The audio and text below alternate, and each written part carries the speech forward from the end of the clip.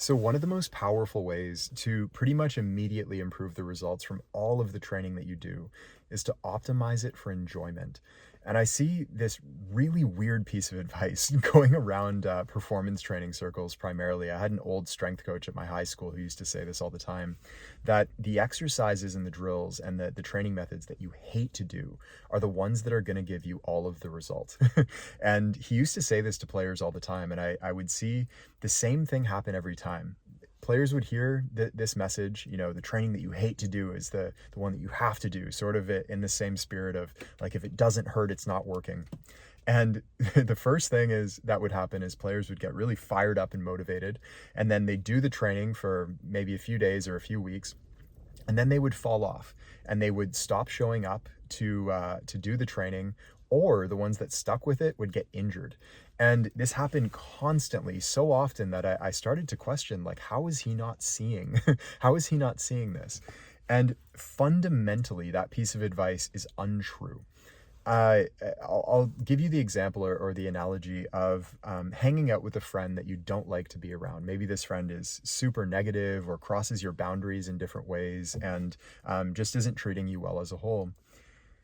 Number one, how often are you going to want to hang out with that friend? How consistently are you going to show up to hang out with them? And then number two, how deeply are you going to engage with that friend when you're with them? Like, how much of your personality are you going to let out to the surface? How much of yourself are you going to give to them if they're not treating you well and you don't like to be around them? Well, of course, you're not going to show up consistently to hang out with them, and you're not going to be fully yourself with them. You might be on your phone, your mind might be wandering, thinking about other things. You might have like mental resistance to being with them and spending time with them. And the same goes for your training. If there's training that you really don't like to do, then either you're not going to be consistent or you're not going to fully engage with it, which is really where all of the results come from training. The more engaged you are with it mentally and physically and emotionally as well, the better the results are going to be. And so there is absolutely no reason for you to do training that you hate to do. As basketball players, we have a few requirements, right? We have to work on our jump shot, our handle, our moves, our skills in general. We have to work on our mind. We have to work on our body. But within those categories, there are so many ways to accomplish that goal. And my suggestion to you is that you focus on the goal rather than on the method. If you really hate doing like track work and tempo runs for conditioning, then don't do those things. Find ways to improve your conditioning that don't include track work and tempo runs, like doing full court one-on-one or playing at really high speeds full court. Playing your way into shape is actually the best method of all. So if you really don't like running for conditioning, then don't do that method. You don't have to. I promise you, if you're not competing as a track athlete, then you don't have to. And on the other hand, if you really do like doing track work for conditioning, then do that. That's the training that you'll engage with, and that's the training that will get you the best results. And in the same way, if you really hate doing deadlifts, your body doesn't feel good when you do them, you don't engage with that exercise very well, then don't do deadlifts. There's all kinds of lifts that can get you similar results. And, that goes for any weight room exercise. If there's one that you really don't like to do, if you don't like, bench pressing, for example, then maybe there's just better exercises for your body. Your body is telling you something. If it's resisting a particular exercise, then listen to the wisdom of the body. It's incredibly intelligent. And I will say here that the caveat to all of this is that we do have to achieve certain goals. Like in the weight room, you do have to get stronger, you do have to get more explosive, you do have to get faster. Otherwise, your game is just not going to develop at the same rate. But there are ways to accomplish those goals that you do enjoy. With that said, you are going to have to grind through training, even training that you enjoy, right? There could be, a certain workout that you love to do, but there are days where you're not going to want to do it and you're going to have to do it anyway. There are still going to be those last few reps that are uncomfortable, that are a grind, that are painful. Positive pain, not like sharp joint pain or anything like that, obviously. But there is still going to be an element of grind to it. And the rule that I give to all of our Deep Game members is 80% easy. Okay, 80% easy, or a better word for the in this context would be effortless. So when you show up to the gym, it should be 80% easy to get yourself to do the training. If it's like 80% grind and you're dragging yourself to the gym, then you probably should find training that you enjoy a little bit more. If it's 80% easy and then the last 20% is a little bit of a grind, that's a good thing. Okay, that's a good ratio to shoot for.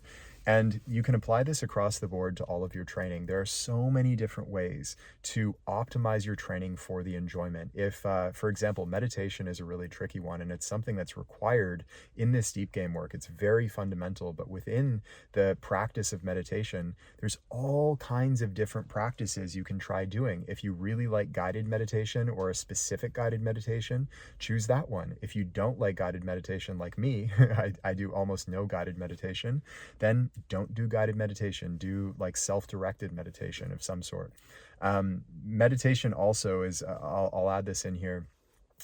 That is a particular, it's a tricky one because in the early stages, it can be quite uncomfortable. Your mind can be wandering all over the place. You might be physically uncomfortable in your seated posture, and it doesn't become enjoyable in most cases until you become proficient at it. So, this can take a few months to even a year.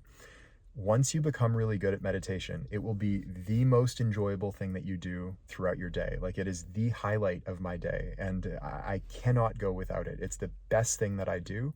But in the early days, I didn't really want to do it. And so finding ways to enjoy your meditation practice in the early stages is really, really helpful just to get you to do it.